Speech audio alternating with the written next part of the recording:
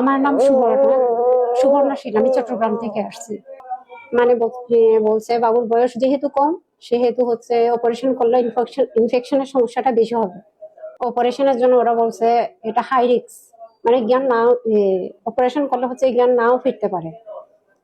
এরপরে হচ্ছে ওখান থেকে ডাক্তার আর কোনো ইয়ে করে না। এই খরচ হচ্ছে আমাদের পক্ষে মানে আর কি বহন করা সম্ভব না। এরপর আর কোথাও যাওয়া হয়নি। আসসালামু আলাইকুম সম্মানিত সুধী, আমি আপনাদের সামনে উপস্থিত হয়েছি আজকে আরেকটি বাবু নিয়ে। যে বাবুটি আসলে পৃথিবীতে অসহায়, তার বাবা মা বেঁচে থাকতেও আসলে তার কোনো গতি হলো না। এই বাবুটির বয়স আজকে 15 মাস। বাবুটির নাম রাধিকা।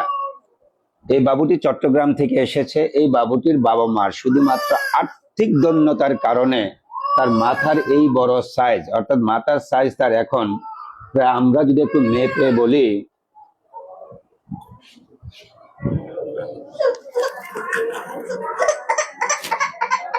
বাবা, মাথার সাইজ প্রায় 88 সেন্টিমিটার। 88। জন্মের সময় একটা বাবুর মাথা থাকার কথা ছিল 35 সেন্টিমিটার। সেই বাবুটির মাথার সাইজ এখন 88 সেন্টিমিটার, অর্থাৎ 88 সেন্টিমিটার।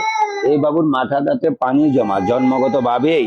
বাবা মা দেখতেছেন দিন দিন তার মাথাটা বড় হয়ে যাচ্ছে, কিন্তু অসহায় বাবা মা বেঁচে থাকার পরও মায়ের চোখের পানি পড়া ছাড়া আর কিছু করার নেই। কারণ এই বাবুটাকে ওনারা ডাক্তারও দেখাতে পারেন না, ওনারা কোনো অপারেশন উদ্যোগ নিতে পারেন না। ওনারা ফেসবুকে ডাক্তার মজিব নিবন ফাউন্ডেশনের খবর পেয়ে সে চট্টগ্রাম থেকে এখানে এসেছে এই বাবুটার জন্য আমরা কিছু করতে পারি কিনা। মাথাটা একটা বড় একটা মাঝারি সাইজের তরমুজের চেয়ে বড়।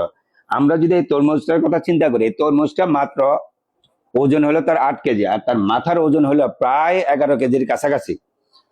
এই বাবুটার আসলে মাথার এই ওজনের কারণে সে আসলে খেতে পারছে না, সে নড়তে পারতেছে না, সে আসলে কথা বলতে পারতেছে না, সে বসতে পারতেছে না, ঘাস সোজা করতে পারছে না, দাঁড়া করাতে পারতেছে না।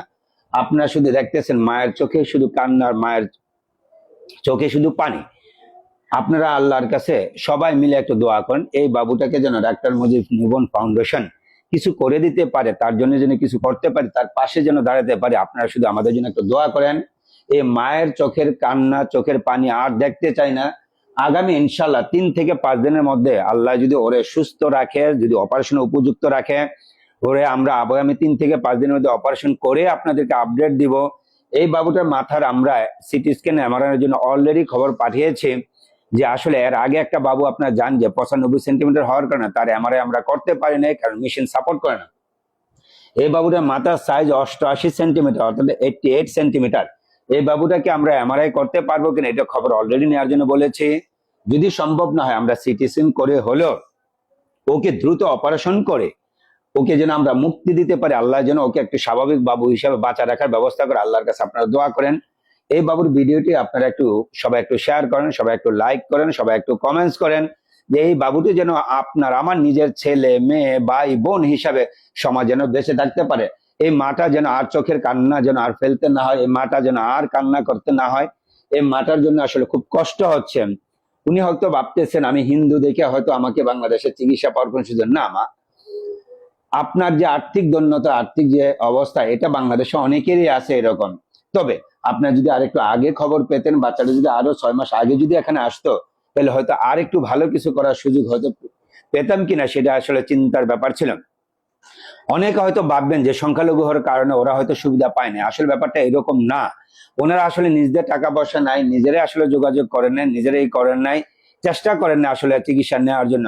ওনারা ভাবতেছেন এটা একটা অশুভ লক্ষণ, এই বাবুটা ভালো বাবু না, তার মাথা বড় হচ্ছে, সে দৈত্যাকৃতির মাথা। এই আরেকটা কুসংস্কারও তাকে আসলে পিছনে ফেলে দিয়েছে। আমরা এই কুসংস্কারে বিশ্বাস করব না। এই বাবুটা একটা জন্মগত ভাবে আমার মনে হচ্ছে যে বাবুটার মাথায় যে পানি জমা, আমরা যে বলে থাকি, আপনাদের আগেও বলছিলাম যে মাথার ভিতরে, বাবুদের মাথার ভিতরে 2 সাইডে 2টা পানি জমার প্রকোষ্ঠ থাকে, তার নিচে একটা থাকে, সেটাকে থার্ড ভেন্ট্রিকল বলে। আবার থার্ড ভেন্ট্রিকলের নিচে আরেকটা থাকে, সেটাকে ফোর্থ ভেন্ট্রিকল বলে। কোথায় না কোথায় যদি তার অবস্ট্রাকশন বা বন্ধ থাকে, তার পানিগুলো নিচে নামতে পারে না, তখন এই বাবুদের মাথার পানিগুলো জমতে থাকে এবং তার মাথাগুলো এভাবে বড় হইতে থাকে। আপনারা এই বাবুটার জন্য দোয়া করেন। এই বাবুটা ইনশাল্লাহ আপনার আমার বাবু হিসাবে বেঁচে থাকবে। আমরা সবার কাছে আপনাদের কাছে দোয়া চাইবো, প্রত্যাশা করবো আল্লাহ যেন ওকে স্বাভাবিক কিছু করে দেয়। আমিন।